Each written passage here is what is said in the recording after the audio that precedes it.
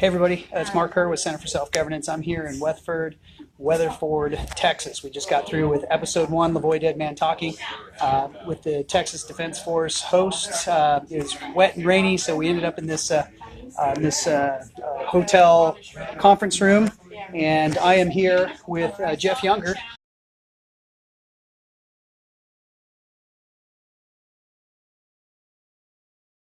He has just the most absolutely crazy story in this whole series of Govern, Be Governing. And so I'd like to introduce you to Jeff Younger. Jeff, tell us about your shirt. Tell us about your story.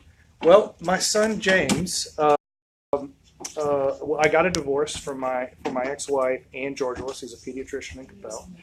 And starting around the age of 3, just after his 3rd birthday, my son James started saying he was a girl. And I asked him, "Why do you think you're a girl?" And he said, "Mommy says I'm a girl."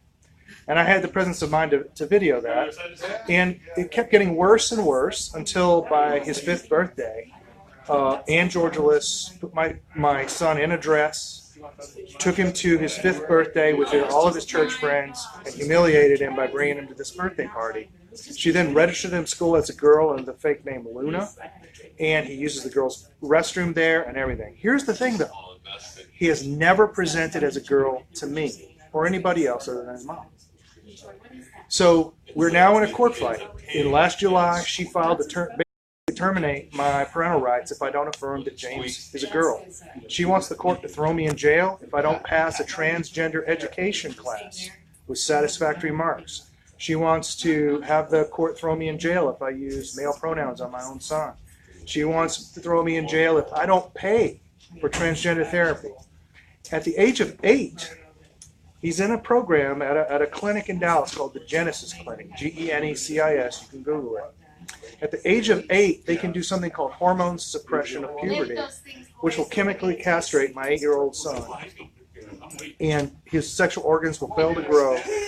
And as early as 15, he's on track to get a sex change surgery.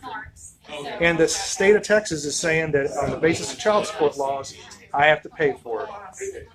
Currently, I'm under an injunction before we go to trial. I'm not even allowed to try to convince my son that he's a boy. And that's prevented me from teaching him traditional Christian doctrine on sexuality and gender. And I can't even take him to Sunday school because we teach out of the book of Genesis at my church. So I'm fighting for my son's life. I'm fighting to prevent Anne Georgulas from chemically castrating my son, from proceeding with this abomination. And I'm also trying to get a law passed here in the state of Texas which will outlaw all of this for children. So you mentioned in relationship to your court battle and fight and stuff like that, you've had to pay how much in order to deal with this? My total costs, including all the opportunity costs and everything, are in the many hundreds of thousands. I mean, the estimates for us to bring this to satisfactory conclusion in the courts is over $1 million. And so I'm really struggling right now to afford expert witnesses. So we have to counter all of these expert witnesses that are really the ruling dogma in psychology right now, and we need some of the best in the country. So if you could get to SaveJames.com and get informed about this issue, I'd really appreciate it if you could get there and hit that donate link too. So the question I have is related to government. So people are going to be on both sides of the argument now because it's so out there now, right? What is your gender? What do you identify as? Diversity? All of these things. But ultimately, what are you seeing in terms of government structure, how this is being used, in addition to other issues like LaVoy Finicum and his ranching, grazing, right? Because not many people have this issue where the kids and parents are going through this fight. Not many families have like what the Finicums went through with grazing and cows. How would you attribute this to government and the system and how it's being used now? So these are what I call tip of the spear type issues. They test what they can get away with in the courts and what they can do to you. So here we have a boy, my son James, who presents as a girl only with his mother and as a boy with his father. And if they can put him on the transgender track without the full permission of both parents, they can do it to any child they want. Here's the thing that I've learned through this process about the government. Our enemies of freedom use government agencies, but also, and I didn't know this, professional bodies to get their way in court. And let me tell you how it works in family court. When the American Psychological Association puts out diagnostic criteria, those have to be used by all their members. So in family court, when a psychologist evaluates my son, they have to use this transgender criteria that the American Psychological Association puts out. When they come back and give recommendations to the court, the family court judges just take the recommendations of the experts. So when these professional bodies make recommendations, they have the force of law in many courts. That's the first thing. The second thing is these orders are blatantly unconstitutional. No court in the land, state or federal, can put prior restraints on anybody's speech. And clearly, if I can't try to talk to my son about traditional Christian teachings on sexuality and gender, my speech is being constrained, and it's a prior restraint. The other thing is that in order for federal courts have consistently held, I mean for hundreds of years, almost the whole history of the United States, that in order for the courts, any courts, to interfere in the parent-child relationship, they have to pass what's called a due process strict scrutiny test. It's the highest test the court has to pass. About the only way to pass that is you have to show that you would actually harm a child. But these courts routinely interfere. Like, for example, I'm not allowed to cut my son's hair. I have to go and get court permission. Yeah, I got to get court permission. It costs me between $1,800 and $2,500 every time I want to get my kid's hair cut. And the reason that this is important to the other side is they want to hyper-feminize my son and let his hair grow out. And I keep his hair cut as our family standards demand. Now, I'm a joint managing conservator. I have equal rights with Anne Georgulas over my son.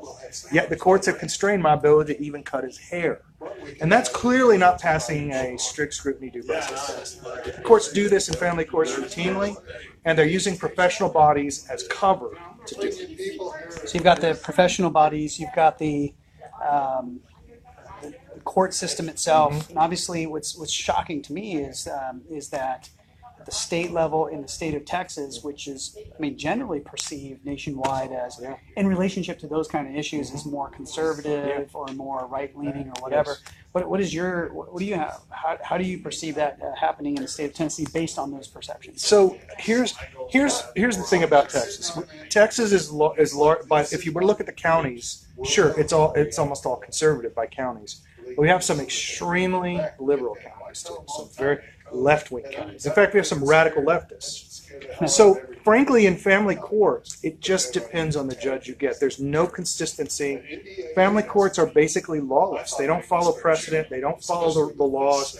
I mean, in my own divorce trial, the judge simply halted the trial while I was right in the middle of testimony, for example, violating the rules of civil procedure here in Texas, and never letting me make an appellate record, so I couldn't appeal effectively. I mean, this kind of stuff goes on constantly in family courts. It just depends on the judge you have.